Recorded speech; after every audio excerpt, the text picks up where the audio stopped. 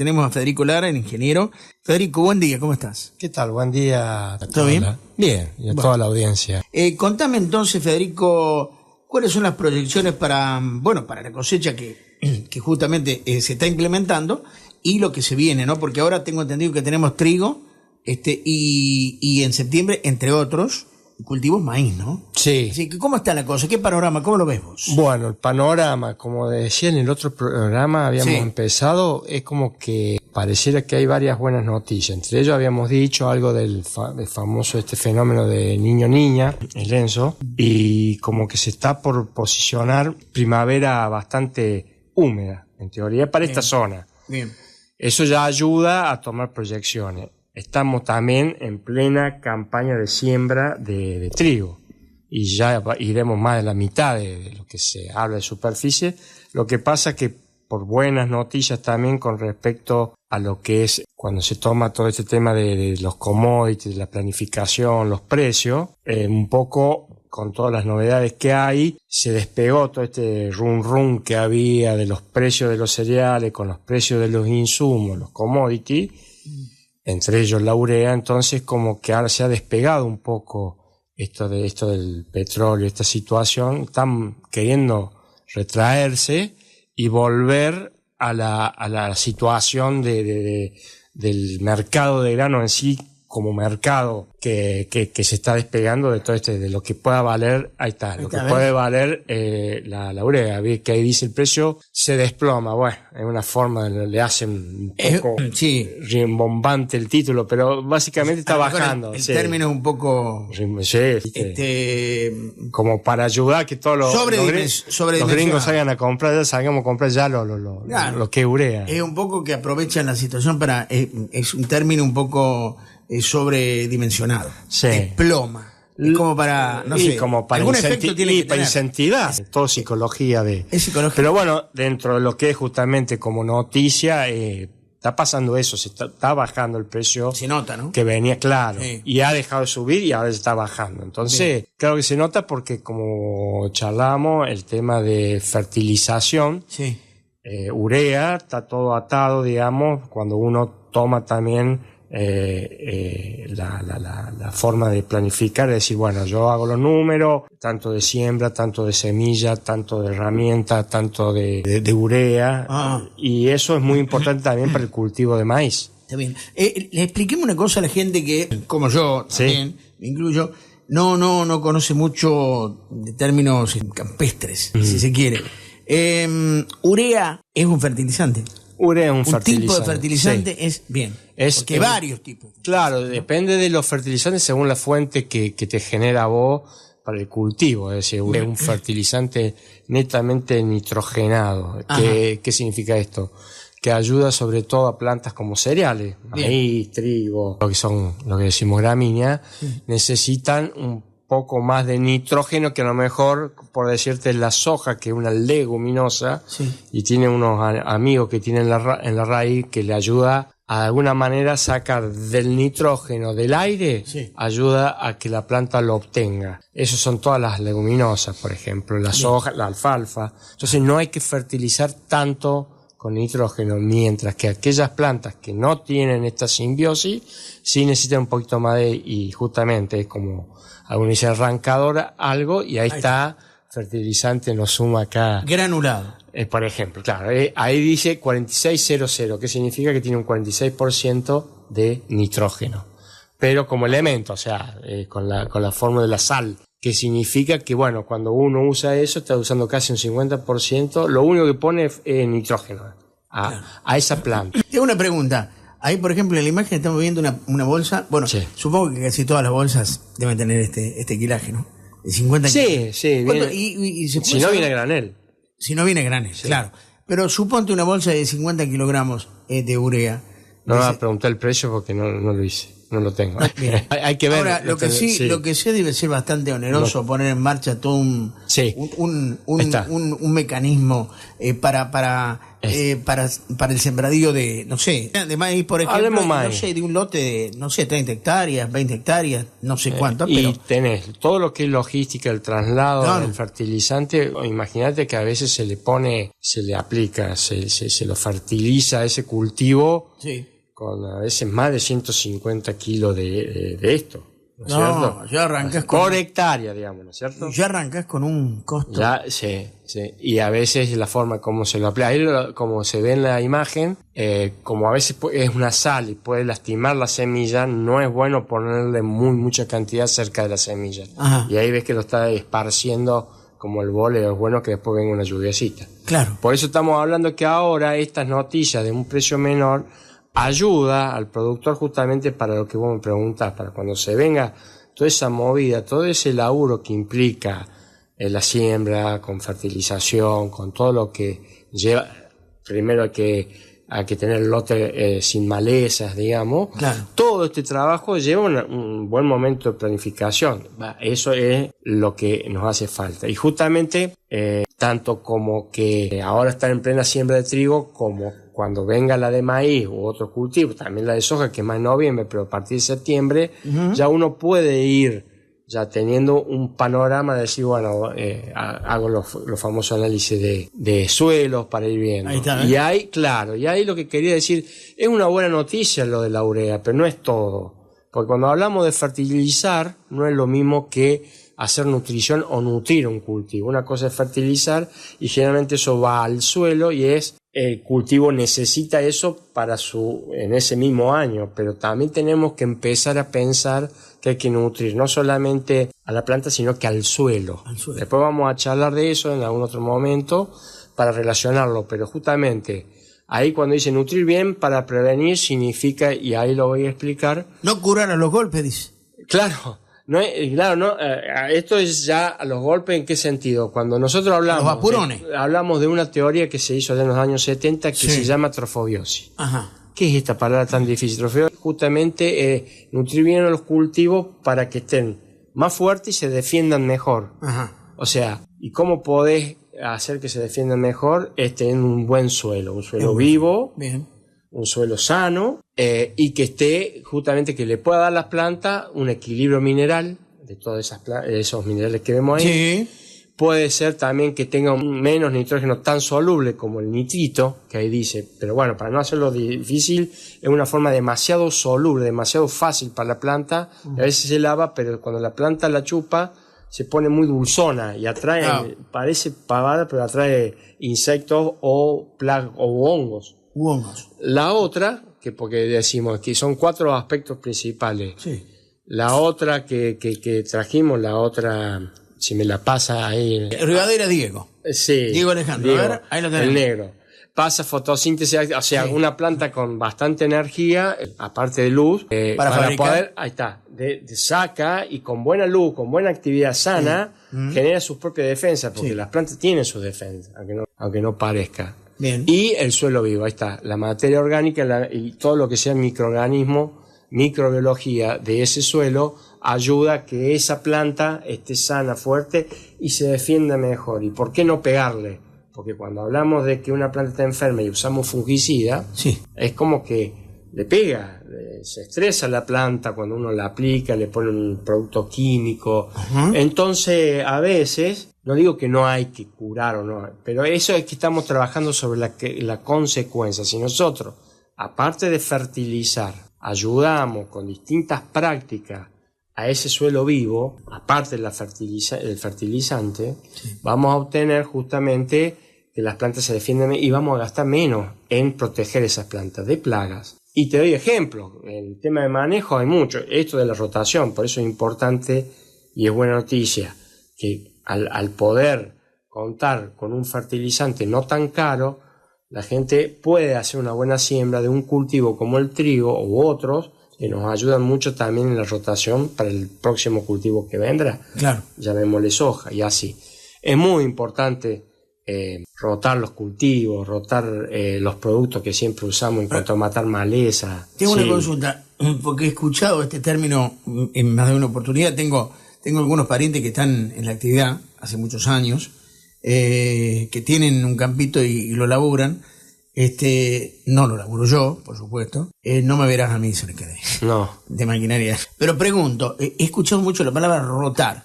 claro, Eso, rotación. eso significa que yo tengo el suelo preparado para, por ejemplo, en las épocas que corresponden, sembrar diferentes tipos de semillas. Sí, por ejemplo, o qué sé yo, soja, Suponte trigo, vos, maíz. en el año, en 2 años, ponele, en 2 años se puede hacer en esta zona hasta 3 cultivos, que decir, Bien. claro, vos sembrás, por ejemplo, Soja. O bueno, ¿Qué soja. lo que Después quiera. de la soja Sí. va a venir un maíz. Bien. O sea, de verano a verano, porque son 2 cultivos de verano. Bien. Después de esa soja podría venir un trigo, ¿sí? Sí. Y después, después de ese maíz es más difícil hacer trigo, pero se puede hacer trigo. Pero vos buscas siempre estar rotando, sobre todo también de familia de cultivo. Entonces, Entiendo. por ahí vos haces un maíz, le sembras soja, Ajá. y después podrías sembrarle un trigo. Muchas veces estas plantas que se les llama gramíneas, como el trigo o el maíz, que ayudan por el sistema radicular, ayudan mucho también al suelo, a que se mantenga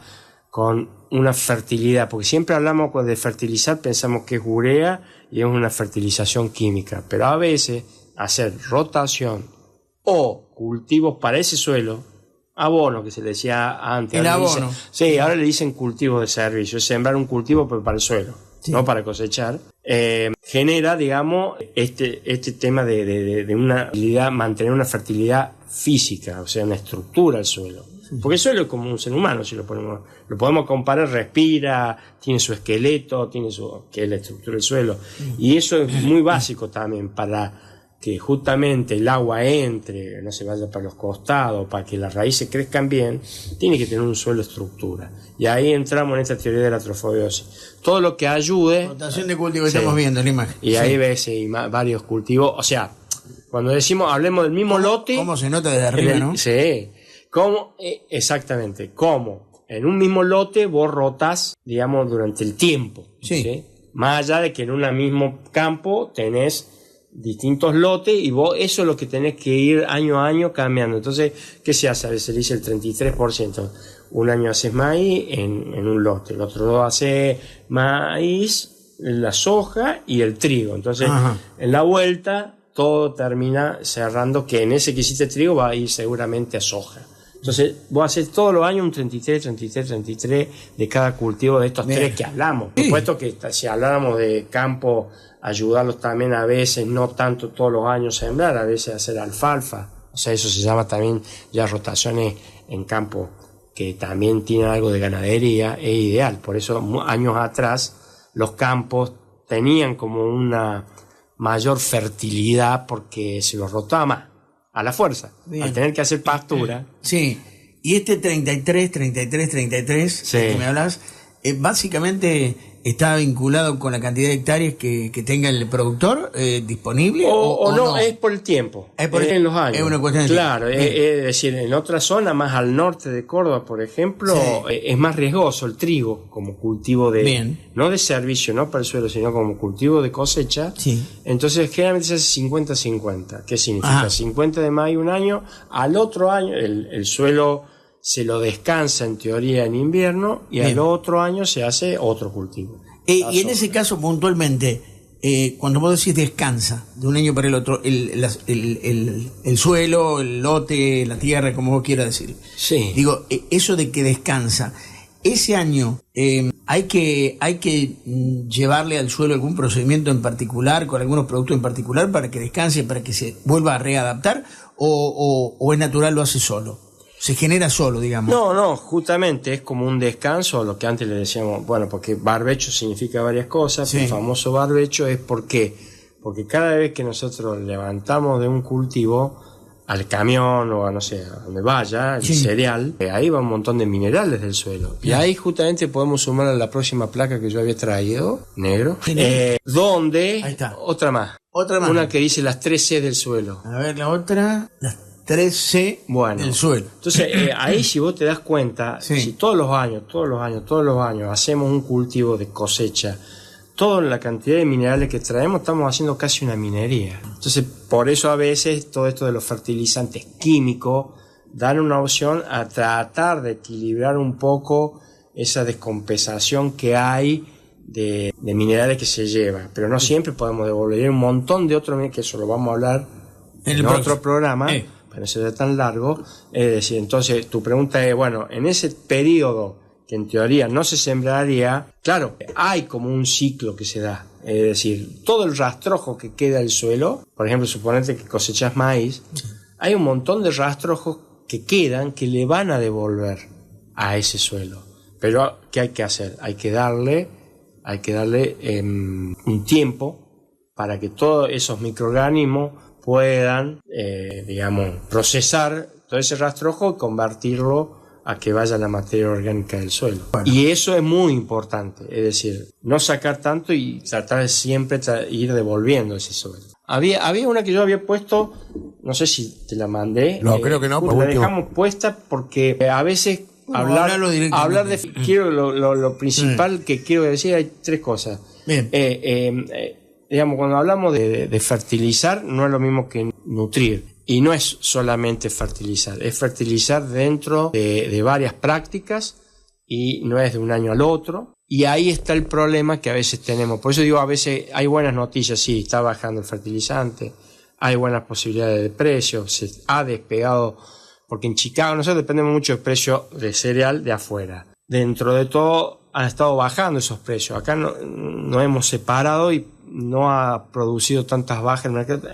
Bueno, entonces ahora la gente, por ejemplo, el productor, ¿qué está haciendo? Está pudiendo, con lo que ya sabe que está sembrando. La posibilidad de sembrar trigo no solamente significa lo que voy a sembrar, sino al cosechar y al poder venderlo, ¿qué puedo afrontar? Entonces la caja chica de trigo a mí me permite, con el precio que tiene hoy el trigo, que no es malo, poder hacer negocios a futuro hasta por canje de insumos. ¿Se entiende? Claro. Entonces, toda esta tecnología, toda esta cuestión que no es comprar la mejor semilla, todo lo que es el proceso y la planificación, creo que es una de las cosas más importantes del campo, en realidad debe ser de cualquier actividad, donde nos permite ir tomando decisiones, pero y más en una, claro. Más esto del agro es algo, dependemos de varios factores, sino el clima, el precio de vida. Entonces, dentro de todo, hoy se puede hacer ciertas planificaciones, suponiendo que, bueno, eso no quita que pueda ponerse más complicada de vuelta la guerra, ya sabemos, de allá y otro problema, pero esos son cosas que, bueno, son factores que se pueden equilibrar de alguna manera. Exacto. Siendo una economía más organizada, pero básicamente hoy el productor tiene que pensar en esto, en cuando planifica, en no reventar el recurso suelo, que nos da para un montón de charlas para adelante. Bien. Pero ¿cuál es el principal problema que estamos teniendo hoy si no hacemos las cosas bien? El productor los números los tiene muy jugados. Están muy acotados. ¿Y por qué? A lo que por ahí creemos en la ciudad, a veces creemos que nada, el gringo del campo está bien. No, el productor está bien. Que se queja, tiene un montón de bolsas llenas. No, esas bolsas a veces sirven para pagar lo que va a ser, no lo que fue, sino lo que va a ser. Claro, están pagando a futuro. Comprando insumos y pagando algo que es fundamental. Sí. Tenemos más del 70% en esta zona de la cuestión rural productiva, la tenencia de la tierra es todo alquilado. La mayoría. La mayoría de los campos se manejan en tierras y eso genera el cortoplacismo. Es decir, bueno, yo veo la próxima campaña. Sí. Tengo una pregunta de un oyente. Me fui. A ver, ahí hay una pregunta de un oyente. A ver. Me pregunta ¿cuál es la función de los microorganismos que están en el suelo y de las lombrices? Bueno, bien. Microorganismo, lo dice su nombre. Puede ser organismos muy pequeños, no tan pequeños, pero pluricelulares como bacterias, hongos, ¿sí? Y ellos degradan, hay bacterias específicas que, por ejemplo, ureolíticas, que degradan la urea o el nitrógeno. Hay un montón, hay una una fauna muy interesante de microorganismos en un suelo, que eso es lo que lo hace ser vivo. Y también las lombrices, como microorganismos, como organismos, se le dice la mesofauna, digamos. Y hay un montón de estos animalitos como crustáceos también, los bichitos bolitas, que en poca cantidad son muy útiles. O un montón de vida que tiene el suelo y de insectos que producen galerías y también producen que el suelo mantenga estructura y el agua entre. Bien, perfecto. El drama es que cuando se va, digamos, de población, el tema de muchos gusanos ya empieza a tener problemas que puede atacar los cultivos. Porque lo que buscan toda esta fauna y los microorganismos es materia orgánica.